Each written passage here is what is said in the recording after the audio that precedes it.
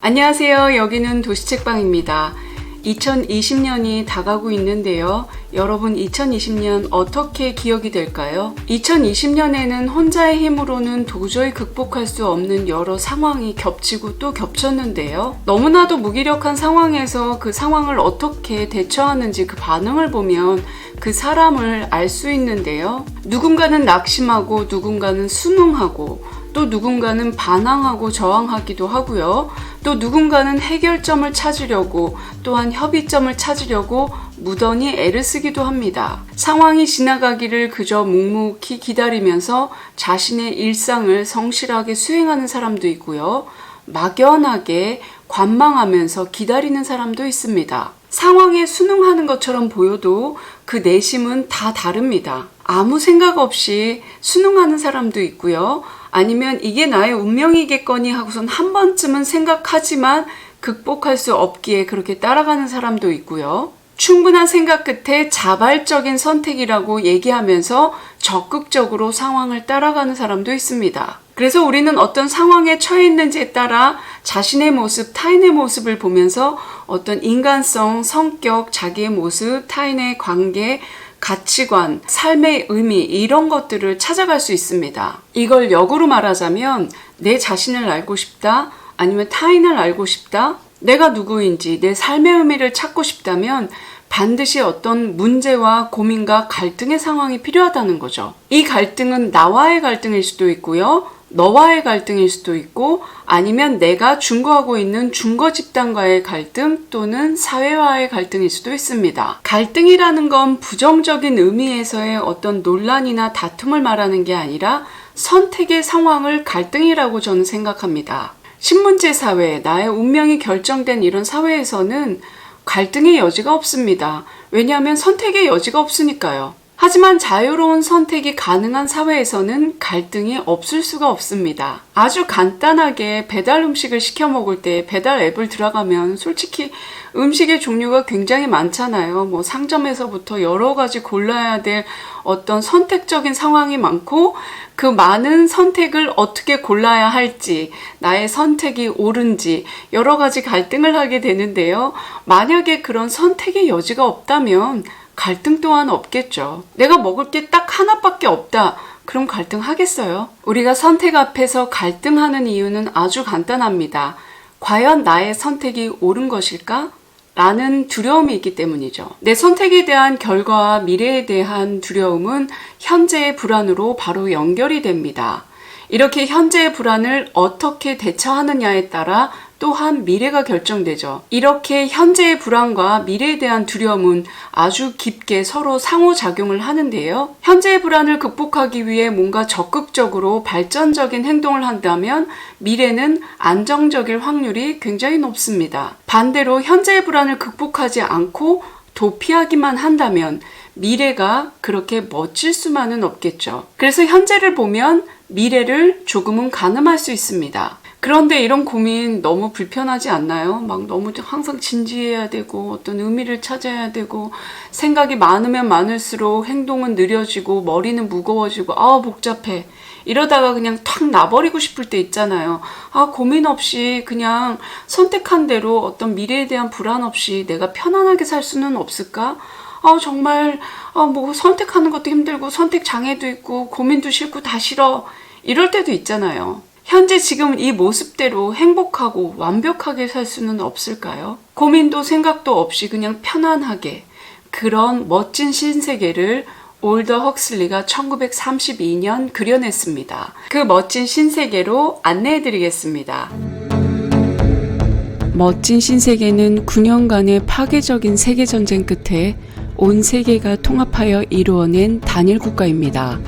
이곳에서는 공유, 균등, 안정을 모토로 모두가 행복하게 살아갑니다. 모두가 모두의 소유이고 모두가 즐겁고 행복하게 타인의 소유와 신분을 탐하지 않고 자신의 신분과 할당된 노동과 사회적 역할에 더없이 만족하며 살아갑니다. 이들의 신분은 알파, 베타, 감마, 델타, 엡실론으로 정해지는데 인간은 더 이상 인간의 몸에서 탄생하지 않고 실험실의 병 속에서 부화됩니다. 난자와 정자가 인공적으로 수정되는 순간부터 계급은 결정됩니다. 그 계급에 따라 영양분과 산소가 공급되는데요. 계급이 높으면 높을수록 많이 공급되고 낮으면 낮을수록 적게 공급됩니다. 그래서 신체 조건과 지적 능력까지 완벽하게 통제되어 태어나는데요. 성장하면서 또한 수면 학습과 조건 반사 학습, 반복과 체면 학습으로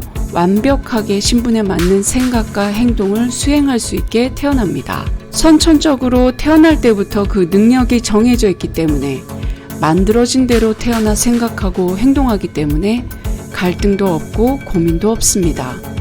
이들은 사회구조에 따른 자신들의 역할을 수행하고 나머지 시간은 쾌락과 향락의 세계에 몰두합니다. 어머니와 아버지라는 단어는 불쾌하고 음란한 단어입니다. 사랑과 결혼, 출산과 양육, 이러한 모든 이야기는 음담패설이고 있을 수 없는 저급한 일이라고 여깁니다. 만인은 만인의 연인이고 소유입니다. 한 사람을 오래 만나는 건 있을 수 없는 일이죠.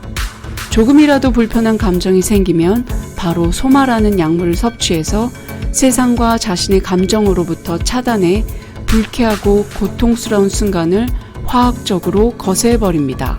어떤 누구도 자기 자신과 삶에 대한 회의적인 생각도 없고 진지하게 고민하지도 않고 또한 무엇인가를 사색하는 지적 능력을 요구하지도 않습니다.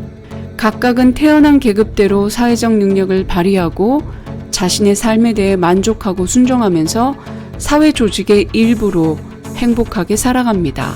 시간이 지나도 아무도 늙지 않는데요. 외모의 변화 없이 어느 순간 죽음을 맞이하면 그것으로 끝일 뿐입니다. 버나드는 이런 세계국에서 알파, 그것도 플러스의 최상위 계층입니다. 알파 플러스는 키도 크고 멋지고 체격도 우람하고 똑똑하게 태어나는 계층입니다. 하지만 누군가의 실수로 버나드가 배양되어 있던 병 안에 알코올을 넣었는지 그는 왜소하게 태어납니다. 이러한 외모적 차이는 버나드에게 알게 모르게 열등감을 일으키는데요. 최상위 계층이지만 자신보다 능력이 떨어지는 계급들조차도 자신을 무시하는 시선을 느끼게 됩니다. 버나드는 또한 세계국이 강조하는 자유원애를 원치 않는데요. 외모로 인한 열등감이 연애에 대한 자신감을 떨어뜨리는 것도 있지만 근본적으로 그는 이런 자유연애 자체에 대한 회의감이 있었습니다. 아무하고나 만나서 아무하고나 잠자리를 한다는 것에 거부감이 있었죠. 그는 오히려 혼자 있는 것을 좋아했습니다. 국가가 아무리 금지한다 해도 그는 고독하게 혼자 있는 것을 좋아했습니다. 그는 알파 플러스 계급 중에 신체와 지적 능력을 완벽하게 갖춘 헬름홀츠와 친분이 있었는데요. 버나드는 헬름홀츠를 약간 동경하기도 했습니다. 헬름홀츠는 버나드만큼 자기 자신과 세계에 대한 의심이 있었는데요. 하지만 그런 감정과 생각을 언어로 표현하지 못하는 것에 많은 답답함을 느꼈습니다. 감정과 생각이 일어나지만 그것을 표현할 언어가 그 세계에는 존재하지 않았기 때문입니다. 이렇게 최상위 계층이지만 신체적으로 왜소해 열등의식을 갖게 된 버나드와 모든 것을 다 갖추고 있었지만 자의식으로 회의감에 빠져있던 헬름홀츠는 묘한 동질감으로 우정을 나누었습니다. 자유연애에 관심이었고 외모에 열등감이 있었던 버나드에게 관심이 있는 여성이 있었는데요. 같은 계급의 레니나였죠. 이 둘은 서로 친해져서 야생국으로 여행을 떠나게 됩니다. 거기에서 세계국에서 추방된 린다와 그의 아들 존을 만나게 되는데요. 린다는 수정실에서 태어난 문명인이었었지만 어떤 실수로 인해 자연 임신이 되었고 거기에 대한 엄청난 수치심을 느끼고 있었죠. 그리고 문명인의 교육으로 만들어진 린다는 자유연애와 사랑으로 야생국에서 온갖 야유와 비난을 받으며 살았습니다. 존은 야생국에서 야생의 문화대로 살아갔지만 자신의 어머니로 인해 그곳에서도 제대로 적응하지 못했는데요. 외롭게 성경책과 셰익스피어 책을 읽으며 고독하게 사색하기를 즐겼습니다. 존은 엄마가 살았던 멋진 신세계에서 온 버나드와 레니나에게 관심이 있었습니다. 그리고 존은 레니나의 그 아름다운 미모에도 관심이 있었는데요. 어머니 린다는 신세계로 돌아가고 싶어 했었고 그의 아들 존도 신세계에 대한 호기심이 있었기 때문에 다 함께 떠납니다. 하지만 존의 호기심은 이내 실망으로 변하고 마는데요. 멋진 신세계가 추구하는 것은 오직 안정과 쾌락이라는 것에 너무나 절망하고 괴로워합니다. 존은 결국 외부 세계와 단절하고 레니아와 관계를 유지하기 원하지만 레니나는 신세계 문명인이었습니다. 자유로운 연애, 만인의 소유로 육체적인 쾌락을 원했고 존은 사랑이라는 감정으로 헤어지지 않는 관계를 원했죠. 한편 자신의 열등감으로 사회에 부적응했던 버나드는 야생국에서 존을 데려오면서 사회적인 인기와 인정을 받게 됩니다. 자신을 소외시켰던 국장이 존의 아버지라는 사실을 알게 되면서 국장을 그 자리에서 쫓아내기까지 하죠. 과거에는 자신이 모순이라고 느꼈던 그 사회를 인정하고 우월감에 사로잡힙니다. 이러한 변화에 헬름홀츠와 존은 버나드와 조금 멀어지는데요. 버나드는 자신의 뜻대로 존이 움직여주지 않는 것에 강한 불만이 있었습니다. 그리고 문명국, 자신의 고향으로 돌아온 린다는 그 누구도 늙은 모습을 하지 않는 그곳에서 원숭이 취급을 받게 됩니다. 구경거리로 전락하고 말죠. 결국 정신적인 고통을 이겨내기 위해 소마를 남용하고 소마로 사망합니다. 존은 어머니의 죽음에 너무 슬프고 애통해하지만 그런 감정조차 허용되지 않는 나라, 아니 그런 감정 자체를 모르는 그들의 표정 없는 똑같은 얼굴에 역겨움을 느낍니다. 이 책의 하이라이트는 사실 무스타파와 존의 토론인데요. 존은 결국 멋진 신세계가 아닌 혼자 있을 수 있는 곳으로 돌아가고자 합니다. 그래서 등대에서 광활한 바다와 자연을 느끼며 살 수 있을 거라 믿었지만 문명국 사람들은 헬리콥터를 동원해서 그를 취재하고 몰래 촬영하면서 괴롭히는데요. 결국 존은 이 모든 것을 이겨내지 못하고 자살하고 맙니다. 아니, 이 멋진 신세계에서 살아남지 못하고 왜 자살을 선택했을까요? 고민도 없고 갈등도 없고 이 편안한 세상에서 모두가 행복한 그 쾌락의 세상에서 존은 왜 자살을 선택했을까요? 멋진 신세계는 디스토피아 소설의 대표작이라고 할 수 있는데요. 지난번 영상에서 했던 1984와는 조금 결이 다릅니다. 1984는 어둡고 음침하고 막 잿빛의 이런 공포가 느껴지는 소설이라면 멋진 신세계는 형광빛으로 밤새 눈이 부시도록 항상 켜져 있는 그런 세계 같아요. 그래서 눈을 감고서도 이렇게 형광등의 잔상이 남아있는 그런 느낌입니다. 이 책이 1932년 유전자가 제대로 밝혀지지도 않았던 당시에 이런 생물학적 근거로 만들어졌다는 게 굉장히 놀라운데요. 이 올더 헉슬리는 할아버지가 생물학자였고 그의 형제들이 또한 생물학자였다고 합니다. 그리고 이러한 판타지, 일종의 공상과학이죠. 이런 공상과학이 태어난 또 다른 이유는 1차 대전이 끝나고 그 사회가 굉장히 피폐해져 있었는데요. 판타지라는 장르는 사실 굉장히 남루한 현실 속에서 태어나는 새로운 장르였습니다. 이 어둡고 힘든 상황을 판타지로 이겨내거나 아니면 도피하거나 이런 식으로 이 판타지 장르가 발전을 했는데요. 올더 헉슬리는 당시에 발달했던 수많은 과학의 발전이 오히려 인류를 해치고 그 과학의 진보가 정치와 손을 잡았을 때 과연 개인이 정말 행복할 수 있을까라는 전체주의에 대한 경고로 이 책을 썼다고 하는데요. 사실 이 책에는 엄청난 영국식 블랙 휴머가 들어가 있습니다. 이거를 있는 그대로 진지하게 바라볼 수도 있지만 약간 이 작가가 영국 사람이고 약간 영국식으로 이렇게 비틀었다라고 하는 그 견해로 본다면은 이 책은 정말 코미디스러운 부분이 상당히 많습니다. 코미디 중에서도 그냥 정말 개그적인 그런 코미디가 있지만 이거는 어떤 시대를 풍자하는 그런 풍자 코미디 정도라고 얘기할 수도 있는데요. 이 멋진 신세계가 말하는 여러 부분은 사실상 우리가 은연중에 바라는 모습이 굉장히 많습니다. 아까 제가 서두에도 말씀드렸지만 고민도 선택도 어떤 갈등도 없이 행복과 모두가 쾌락과 즐거움을 추구하는 사회입니다. 디스토피아는 어떤 현실의 극단적인 부분을 극적으로 확대 해석하는 그런 부분이 있는데요. 여기에서도 마찬가지로 우리 인간 마음에 있는 고민과 불안이 삭제된 그런 현상을, 그런 현실을 극대화했습니다. 하지만 불안과 고민과 어떤 선택의 여지가 사라지면서 동시에 사라지는 것이 개인의 존재와 자유입니다.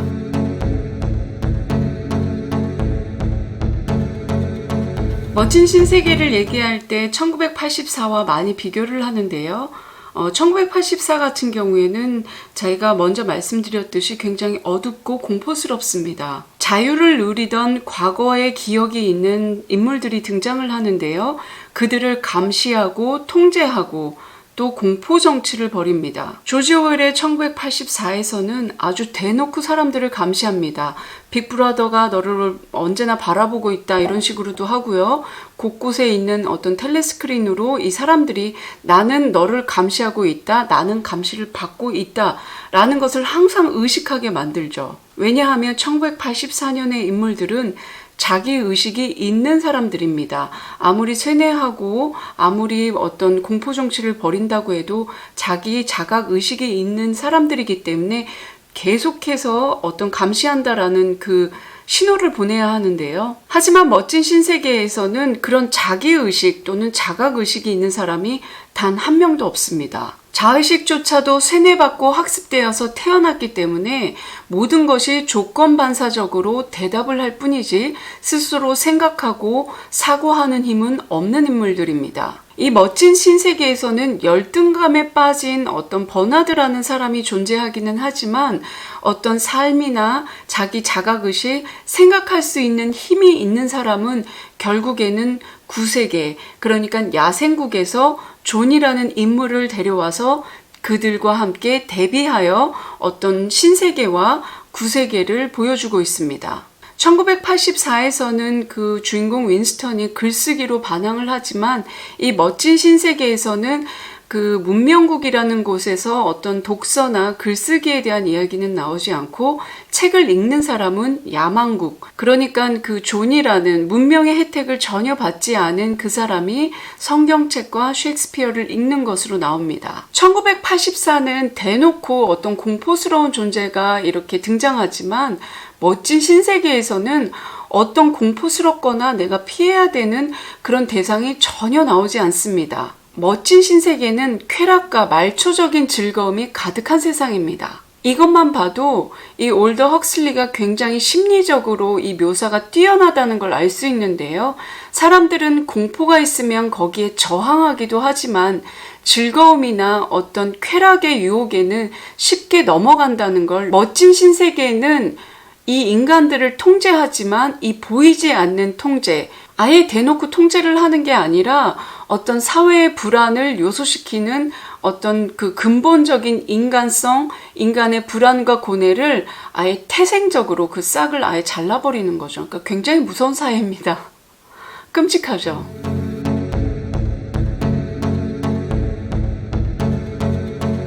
이렇게 1984와 멋진 신세계가 각각의 세계를 그려내는 방식은 조금 다르지만 공통된 점이 있습니다.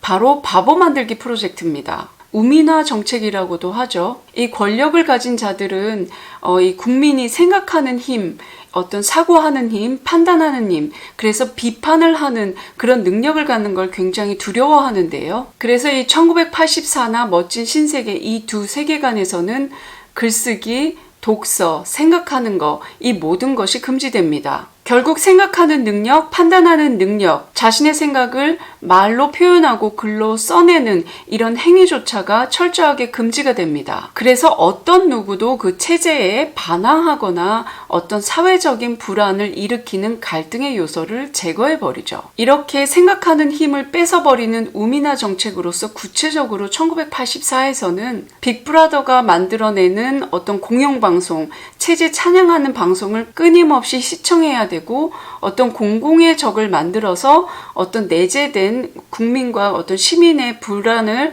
그 공공의적으로 몰아세우는 방식을 택하고요. 멋진 신세계에서는 3S라는 정책을 채택합니다. 이렇게 진지한 생각 없이 즐길 수 있는 3S 정책과 더불어 소마라는 자의식을 제거하는 약으로 개인의 의식을 통제합니다.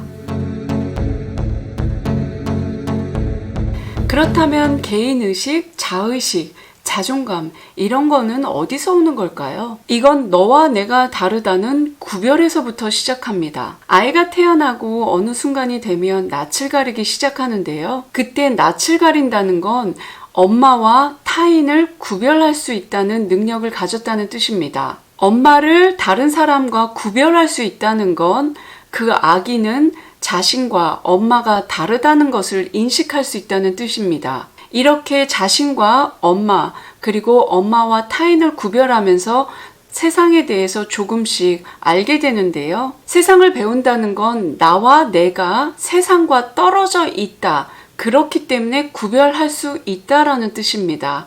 약간 되게 말장난 같지만 우리가 관찰을 한다는 건 반드시 그 사람과 거리가 있고 내 스스로 관찰을 한다라는 뜻도 나와 거리가 있을 때 그게 관찰이 가능한데요. 동질감은 내가 어디에 소속해 있다 이런 소속감에서부터 시작되지만 이질감은 내가 그 그룹에 속하지 않다, 남과 다르다라는 이 감정에서부터 시작됩니다. 이 동질감과 이질감은 인간의 발달과 성장에 굉장히 중요한 감정인데요. 나는 너와 다르지 않다라는 동질감에서 인간에 대한 존중과 배려를 배우고요. 그럼에도 나는 나고 너는 너라는 결코 합일되지 않는 이런 상황에서 개인의 성격과 특징과 개성을 발견할 수 있습니다. 멋진 신세계의 버나드는 정말 최상위 계층으로 태어났지만 자신의 외모가 자신이 속한 계층과 너무 차이가 나기 때문에 그러한 신체적인 외모적인 구별에서부터 자의식을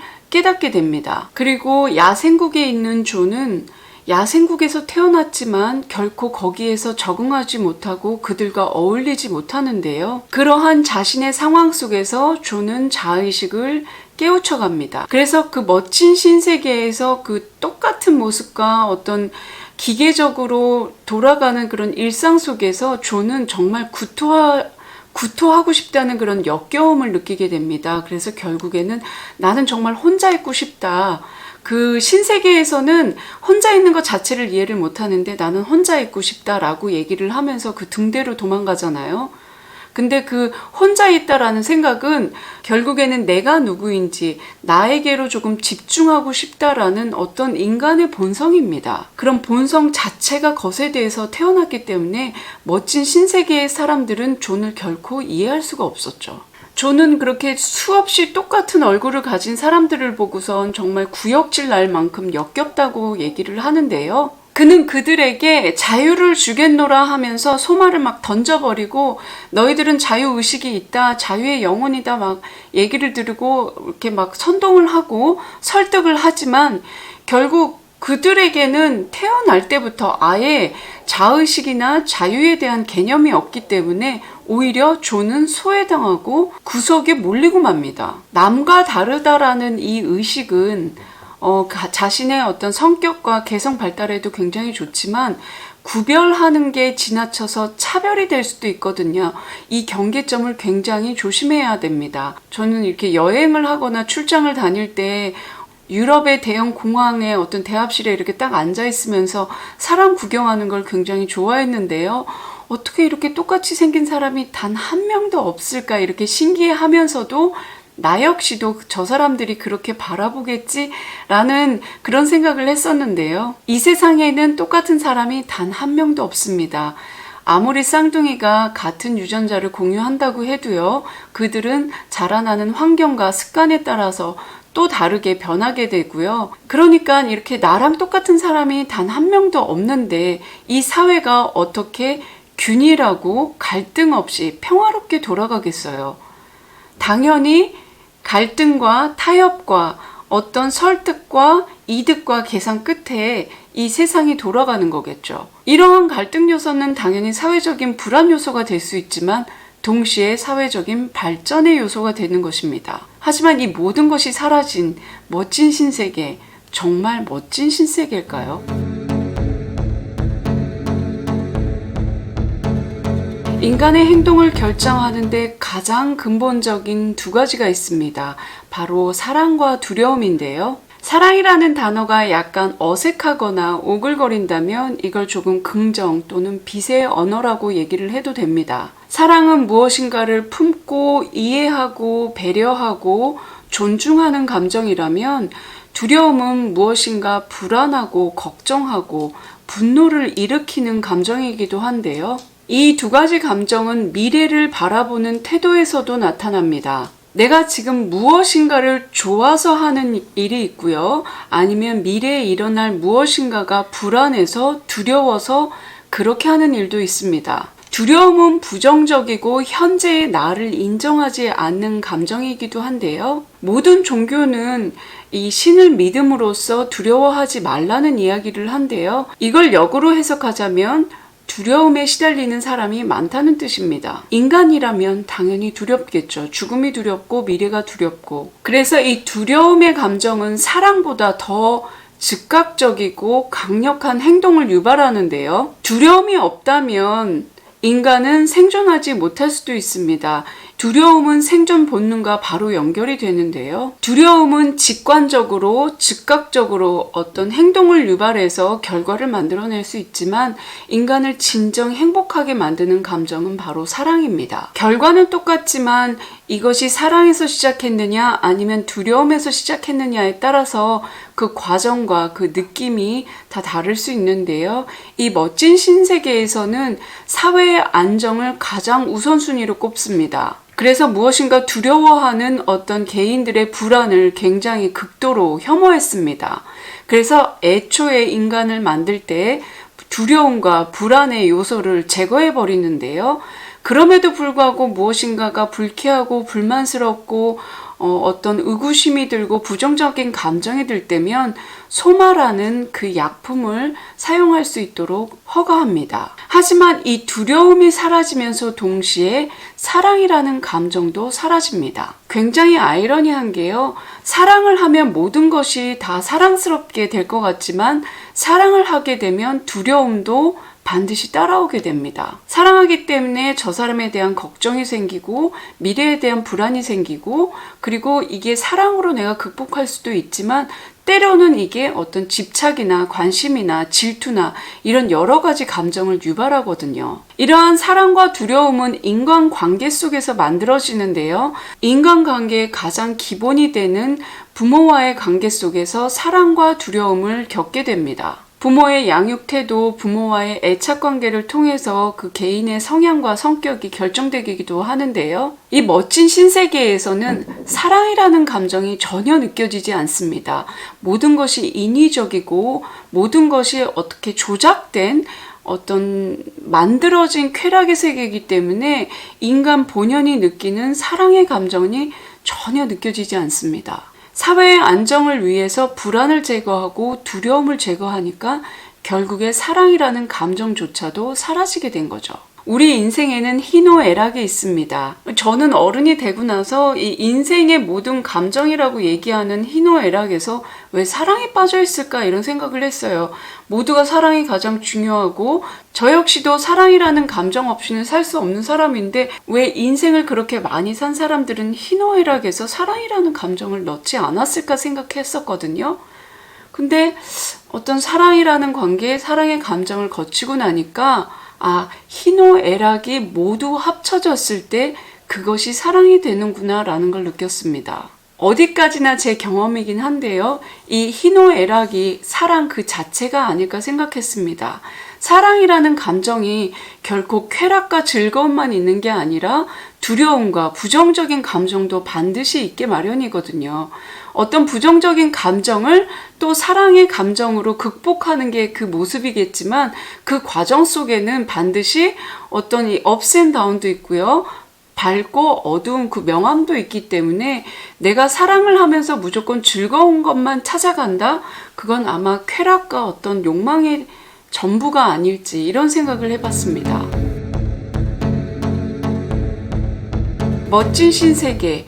이 작품의 제목은 셰익스피어의 템페스트에서 인용했는데요. 존은 어머니가 살았던 문명국에 대한 호기심이 있었습니다. 그래서 그 문명국에서 온 버나드가 존에게 우리 같이 갈래 했을 때 와, 멋진 신세계구나 라는 말을 하죠. 하지만 존이 겪은 멋진 신세계는 인간의 감정과 생각과 능력으로 결정되는 사회가 아니라 이미 태어날 때부터 정해진 운명처럼 자신의 유전자처럼 자신의 태생으로 모든 것이 결정되는 사회였습니다. 멋진 신세계는 1차 대전이 끝나고 과학이 인간의 편리함을 가져다 주는 것이 아니라 과학이 전체주의와 만난다면 대량 학살은 물론 인류가 멸망할 수도 있다는 비극을 영국식 블랙 코미디로 풀어낸 작품입니다. 철학과 예술과 종교가 사라진 무지몽매의 멋진 신세계는 SF 과학 공상 소설이기도 하지만 인간의 심리가 너무나도 잘 묘사된 심리서적이라고도 할 수 있습니다. 특히나 책 마지막 부분에 무스타파와 존의 그 열띤 토론은 이 책의 절정이라고도 할 수 있는데요. 과학기술에 의해 인간의 욕망이 채워지고 통제되는 사회, 정말 멋진 사회일까요? 오직 행복과 쾌락만이 존재하는 사회, 고민도 선택도 없이 오직 쾌락만 존재하는 사회, 정말 멋진 세계일까요? 이번 영상은 좀 길어졌는데요. 지금까지 저와 함께 도시책방에 머물러 주셔서 정말 감사합니다. 이번 영상이 마음에 드셨다면 구독과 좋아요, 댓글과 공유로 응원 부탁합니다. 그럼 도시책방은 책 많이 읽고 2021년 새로운 모습으로 찾아뵙겠습니다. 감사합니다.